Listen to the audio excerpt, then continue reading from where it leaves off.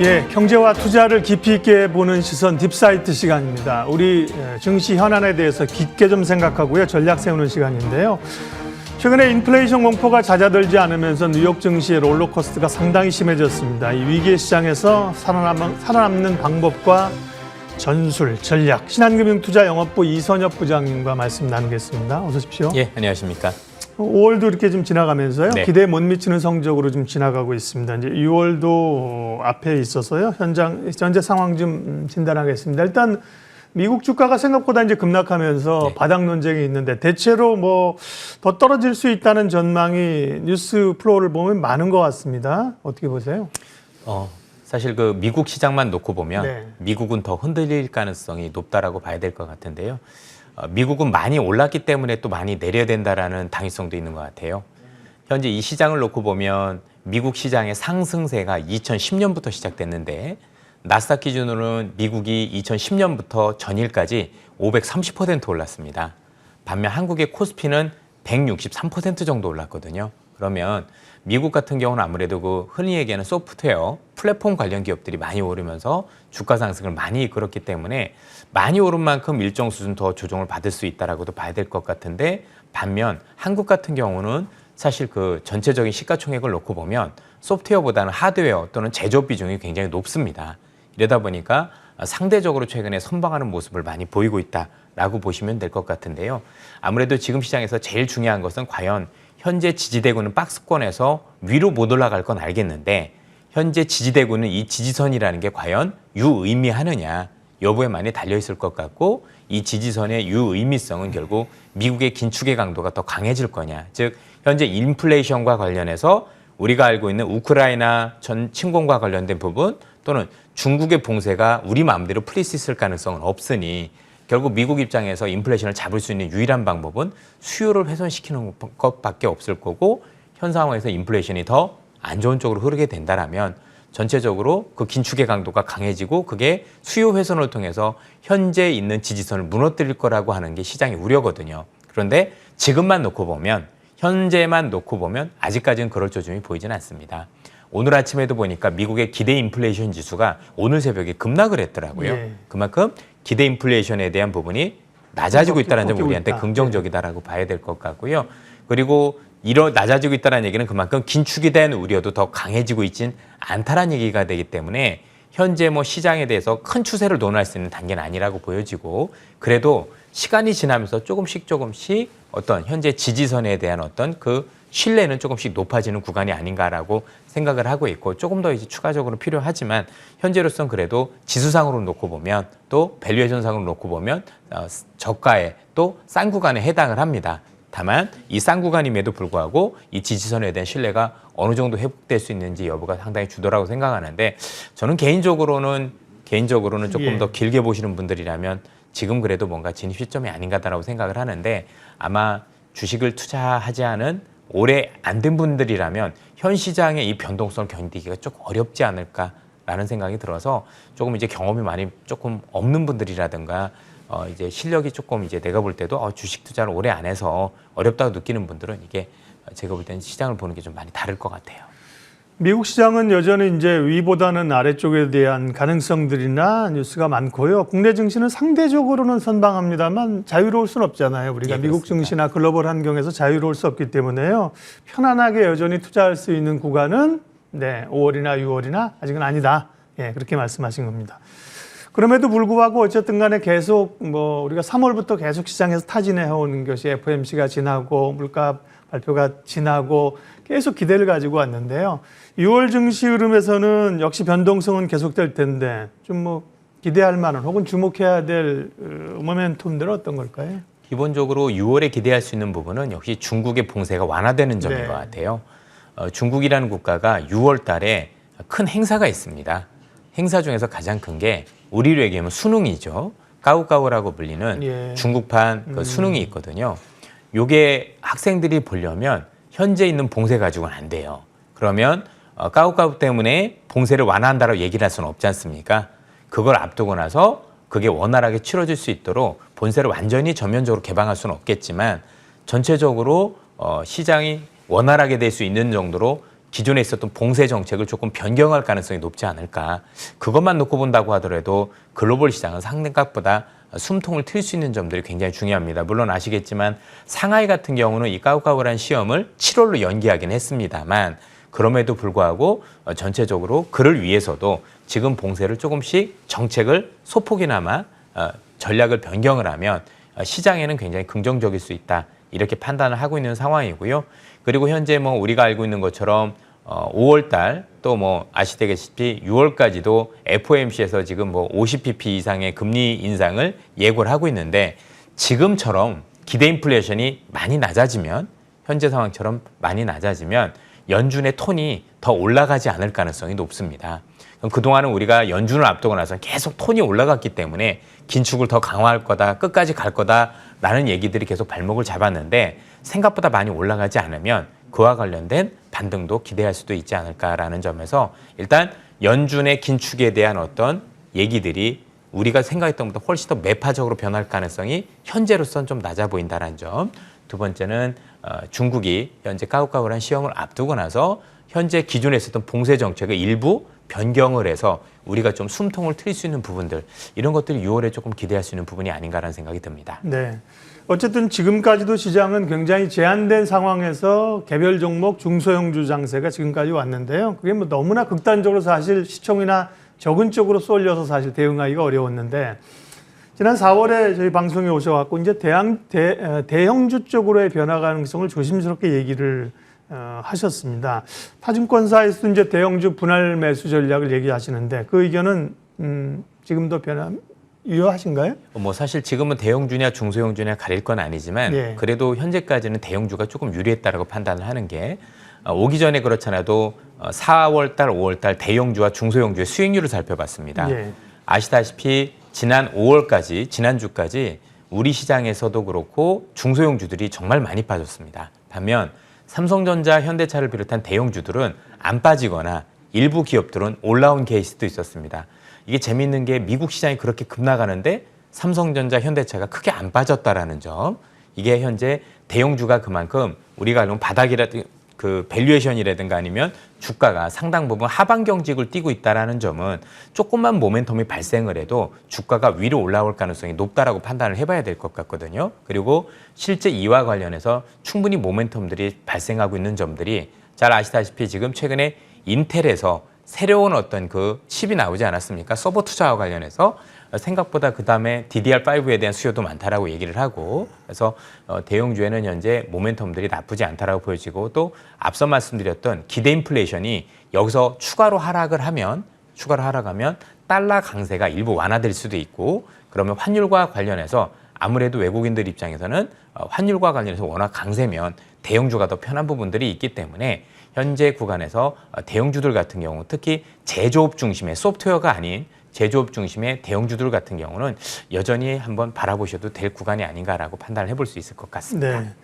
대형주 얘기를 하면 삼성전자 얘기를 안 할 수가 없고 여전히 삼성전자는 변동성이나 힘듭니다만 많은 분들이 투자를 하고 있기 때문에요. 최근에 연속성은 아직 확인하지 못했지만 외국인들이 삼성전자를 조금 사는 모양새가 나타났습니다. 그리고 이제 바닥에서 지난번 저점이 64,500원입니다. 바닥을 좀 딛고 올려오는 모양새를 나타내고요. 뭐 바이든 대통령이 이제 삼성전자 방문도 하고 전략적 협력. 삼성전자 지금 어떻게 봐야 될까요? 전자 사실 굉장히 애증의 종목입니다. 그렇죠. 반도체 관련 투자가 쉽지도 않은 게 사실이고 또 삼성전자가 전략적으로 지금 잘 해야 되는 파운드리에서 사실 TSMC보다 경쟁력이 상당히 조금 여류에 있기 때문에 우리 입장에선 굉장히 투자가 어려운 기업인데요. 앞서도 지난번에 나와서도 말씀을 드렸지만 삼성전자한테 놓인 환경은 굉장히 좋습니다. 지금 최근에 있었던 러시아라든가 이런 지정학적 위험들 또 미국과 중국과의 갈등 이런 입장에서 놓고 보면 분명히 대만이 위험에 처하는 것도 맞을 거고 그러면 궁극적으로 미국 입장에서는 최근에 여러 가지 이슈로 인해서 공급망을 다변화하고 싶은 욕구가 크기 때문에 삼성전자가 여기서 파운드리를 조금만 잘해서 우리가 알고 있는 TSMC 기술력을 조금만 따라잡으면 삼성전자한테 물량이 많이 이렇게 올 수 있는 가능성이 굉장히 높다는 점에서 여전히 나쁘게 볼 필요는 없지 않을까라는 생각이 들고요. 앞서도 말씀드렸지만 지금 삼성전자를 둘러싼 환경이 나쁘진 않습니다. DDR5라는 게 최근에 채용이 많이 늘어나고 있는데 DDR5를 채용을 해야 되는 것 중에 하나가 전기료하고도 관련이 있어요. DDR4보다 전기료가 굉장히 전기를 덜 먹고 성능은 2배가 좋아지고 이러다 보니까 최근에 에너지와 관련해서 전기료가 굉장히 비싸지 않습니까? 네. 이런 이슈에서도 일단은 굉장히 긍정적이라고 좀 봐야 될 것 같고 특히 이제 서버 투자를 할 거냐 말 거냐 여부가 굉장히 중요했는데 인텔에서 서버와 관련된 새로운 어떤 CPU가 나왔기 때문에 이와 관련해서 기업들의 우리가 알고 있는 서버 투자가 좀 재개가 된다라면 최근 휴대폰, 스마트폰 판매 부진에도 불구하고 이를 상쇄할 수 있는 어떤 그 연결 가능성이 굉장히 있다. 이렇게 놓고 보면 현 수준보다 주가가 낮아질 가능성보다는 그래도 추가적으로 여기서는 좀 오를 가능성이 높지 않겠느냐. 그 수익률을 예단하기는 어렵지만 이렇게 판단할 수 있을 것 같아요. 반도체 관련해서는 이제 최근에 저희 방송 오셨던 분의 이제 기억나는 게 그러니까 반도체 제품 관련주를 살려면 하이닉스가 낫고 네. 삼성전자 관련해 삼성전자보다는 삼성전자의 낙수 효과가 있는 소부장 쪽이 좋지 않느냐 이런 얘기를 하는데 상당히 수긍이 갔는데 어떻게 보세요? 맞는 얘기인 것 같고요. 네. 사실 삼성전자가 오를 때 보면 외국인이 지수를 살 때 사실 그렇죠. 유리하죠. 예, 예. 그러니까 한국을 살 때는 삼성전자가 유리하고 그냥 반도체만 놓고 본다라고 하면 사실 삼성전자보다는 하이닉스가 유리하다는 데는 저도 동의를 하는 게 그 얘기는 디램에 국한할 때죠. 그러니까 아직까지는 삼성전자를 파운드리보다는 디램으로 보는 측면들이 굉장히 강할 거고 또 네. 삼성전자는 반도체만 있는 게 아니라 스마트폰 부분도 있고 뭐 디스플레이도 있다 보니까 여러 사업 부분이 다 같이 잘 돼야 되는 부분이 있는데 반도체만 놓고 본다라면 하이닉스가 반도체 부분만 있다 보니까 역시 선택과 집중 차원에서 조금 더 유리하다고 보시는 것 같아요. 네.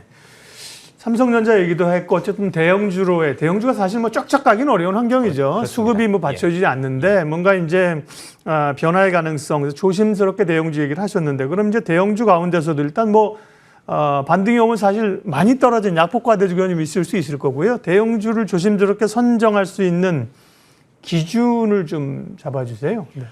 지금 이제 큰 시장을 놓고 보면 현 상황에서는 소프트웨어보다는 하드웨어, 그다음에 우리가 성장주보다는 제조업 이런 어떤 기업들이 향후 시장에서 더 긍정적인 수익률을 기록할 가능성은 굉장히 높다라고 보셔야 될 것 같아요. 다만 현재 시장에서 굉장히 이러한 선택이 어려운 이유들은 뭐냐면 앞서도 변수를 좀 말씀드렸지만 네. 지금 러시아와 우크라이나 간의 이 전쟁 관련이 어떻게 되느냐에 따라서 많이 달라집니다.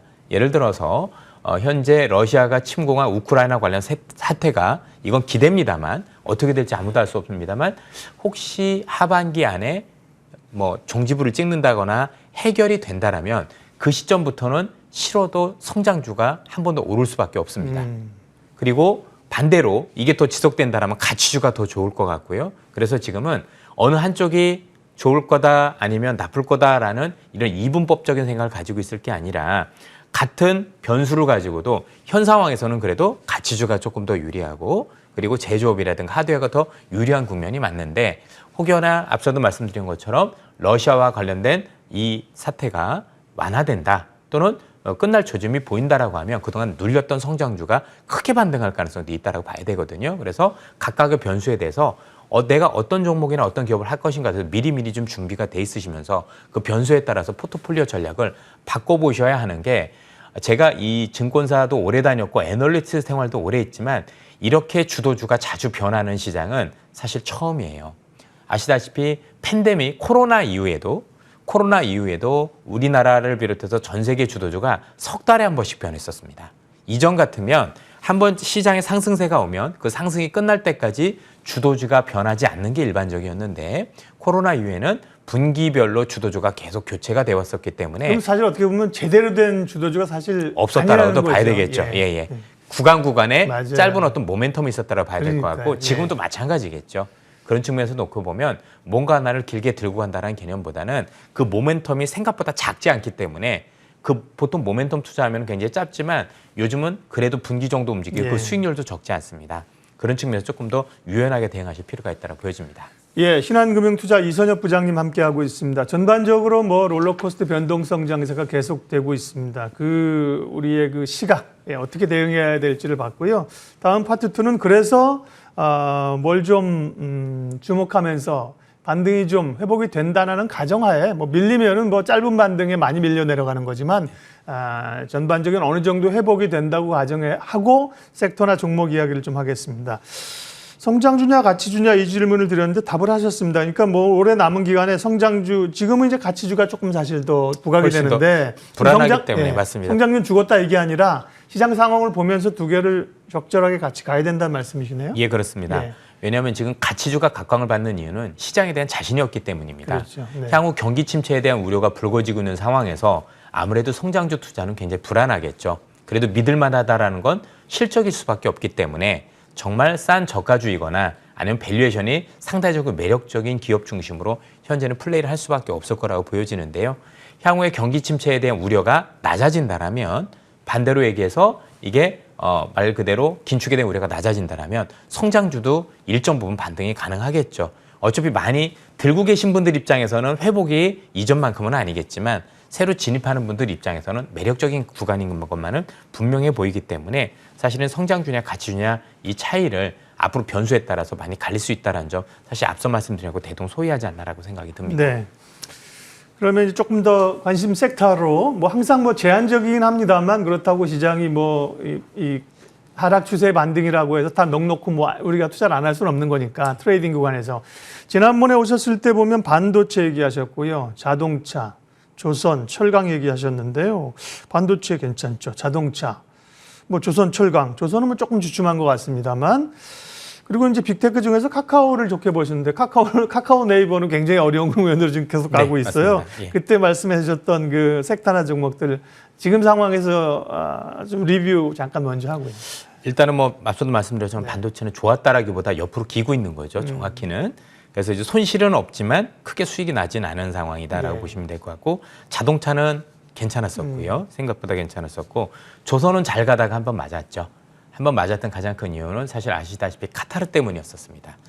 카타르에서 이제 LNG선 수주가 있게 되는데 최근에 원자재 가격 오른 걸 반영을 안 해주겠다라는 얘기들이 나오면서 수익성에 대한 의문이 많이 불거졌었는데요. 그런 부분을 차치한다고 하더라도 전체적으로 종목마다 많이 다르겠습니다만 전체적으로 여전히 조선과 관련해서는 에너지 산업의 변화와 관련해서 큰 수혜가 되고 향후에도 수주 가능성이 굉장히 높다는 점들을 감안을 하면 여전히 긍정적으로 봐야 될 섹터가 아닌가라고 생각을 하고 있고 자동차와 조선이 좋은데 철강이 안 좋을 수는 없죠. 기본적으로 여기에 쓰는 전후방 산업들이기 때문에 여전히 긍정적으로 볼 필요가 있지 않을까라는 생각을 하고 있습니다.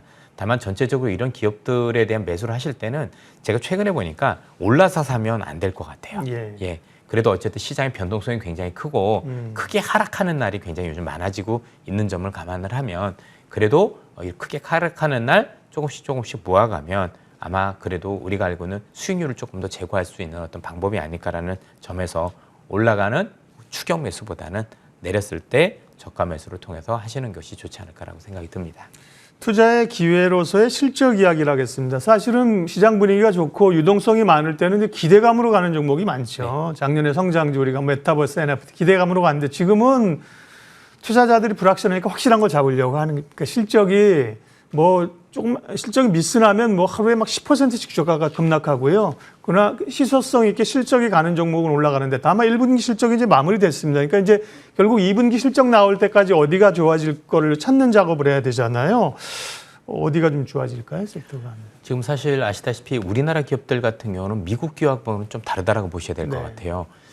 기업마다는 다르겠지만 임금이 올라오는 기업도 있고 아닌 기업도 있는데 글쎄요 우리나라는 미국만큼 그렇게 임금이 올라오는 것 같지는 않습니다. 우리는 뭐 이제 플랫폼이나 뭐 개발 게임 이런 쪽에 임금 오른다는 얘기가 그쪽은 좀 확실히 그래서 지금도 이렇게 말씀을 주셨지만 실제 비용이 늘어나는 기업들 같은 경우는 지금 확실히 주가가 안 좋습니다. 게임들도 마찬가지고 반면 그렇지 않은 기업들 특히 우리나라 제조업들 같은 경우는 생각보다 많이 자동화가 많이 돼 있습니다. 제가 예전에 뭐 이거 사라는 건 아닌데 만도란 기업을 가본 적이 있어요. 기업 탐방을 가봤더니 뭐 자동차 부품을 만드는 회사인데 부품의 이동부터 모든 걸 전부 다 로봇이 하고 있더라고요. 전자동화 다 있고 거기서 근무하신 분들은 그게 원활하게 잘 작동을 하는지 이렇게 감시하고 거기에 대해서 하는 부분들과 하시는 걸 봤는데요. 그만큼 우리나라 기업들은 생각보다 인건비에 대한 어떤 비중이 적진 않지만 미국만큼 그렇게 우리가 알고 있는 업종마다는 다르지만 그렇지 않은 것 같습니다. 그래서 그런 기업들 중심으로 좀 봐야 되지 않을까라는 생각을 하고 있고요. 최근에 2분기 실적과 관련해서는 가이던스가 많이 올라오는 데들은 역시 기계업종 같은데 그다음에 전통 산업과 관련된 제조업 중심으로는 여전히 실적에 대한 어떤 그 전망들이 올라오고 있는 상황들입니다. 자동차도 마찬가지일 것 네. 같고요. 그래서 이런 쪽은 현재 뭐 실적에 대한 어떤 부분들도 긍정적이라는 점에서 놓고 볼 때는 다른 업종과 좀 차별해서 좀 보실 필요가 있지 않을까 하는 생각이 듭니다. 네. 여타 좀 주목해 볼 섹터나 업종 종목 이야기 저희가 질문을 좀 함께 드릴 테니까 묶어서 얘기를 해주시면요. 가격을 어쨌든 전가시킬 수 있는 기업들, 음식료라든지 리오프닝, 유통. 근데 유통이 이제 미국의 유통주가 급락하면서 좀 영향을 지금 뭐 우리 영업무역이나 뭐 이런 데도 좀 받고 있는 거고요. 로봇에 대한 질문도 좀 있습니다. 로봇에 대한 투자들 이런 거 좀 묶어서 좀 관심 있는 거 얘기해 주십시오. 마지막으로. 저는 뭐 로봇 같은 경우는 올해부터 시작을 해서 앞으로 그래도 시장에서 성장하라는 가장 큰 섹터가 될 수 있는 게 로봇이다라고 네. 생각을 많이 하고 있는 게 이미 로봇이 우리 생활에 들어오기 시작을 했습니다. 맞아요. 예. 들어오기 시작을 했고 생각보다 많이 보급이 되기 시작했고 이 얘기는 뭐냐면 로봇의 유용성이 시장에서 알려지기 시작을 했고 그거보다 더 중요한 건 그만큼 기술력이 됐고 또 보급이 될 수 있을 정도로 가격이 내려가고 있다는 얘기가 됩니다. 그러면 우리 눈에 향후에 야 정말 로봇이 많아졌는데 라고까지 오면 이미 주가는 다 오른 다음이 되겠죠. 그리고 지금도 많이 말씀을 주셨지만 이 인플레이션을 잡을 수 있는 방법 중에 하나가 로봇입니다. 높은 인건비를 대신하는 네. 특히 3D 업종을 할 수 있는 부분들 미국은 더 할 거라고 생각을 하고요. 그래서 로봇 중심으로 되기 때문에 굉장히 로봇과 관련해서 저는 좀 긍정적으로 좀 많이 보고 있다라고 생각을 하시면 될 것 같고 뭐 인플레이션과 관련해서 전가시킬 수 있는 기업들 여전히 좋다라고 생각을 하지만 저는 인플레이션이 정점에 있다라고 생각을 하기 때문에 예. 현재 인플레이션 관련해서 우리가 알고 있는 가격을 전가시키는 것보다는 지금부터는 그것 때문에 피해를 봤던 기업들에 대해서 한 번씩 고민해 볼 시점에 다가오고 있다고 생각을 하고 있습니다. 네. 워낙 뭐 변동성이 여전한 상황이고요. 사실 6월이라고 해서 우리가 뭐 막연한 기대감으로 이젠 좋아질 거야라고 하기에는 사실 편치 않은 시장입니다. 그래서 사실 오늘 답변하시면서 좀 시원한 답변을 주기 어려운 상황인데 여러 고민들을 함께 해결해 주셨습니다. 예, 오늘 딥사이트 신한금융투자영업부 이선엽 부장님 함께했고요. 저희 내용들은 머니투데이 방송 유튜브에 가시면 딥사이트 코너에 차곡차곡 정리가 되어 있으니까요. 참고하시기 바랍니다. 이선엽 부장님 함께해 주셔서 고맙습니다. 예, 감사합니다.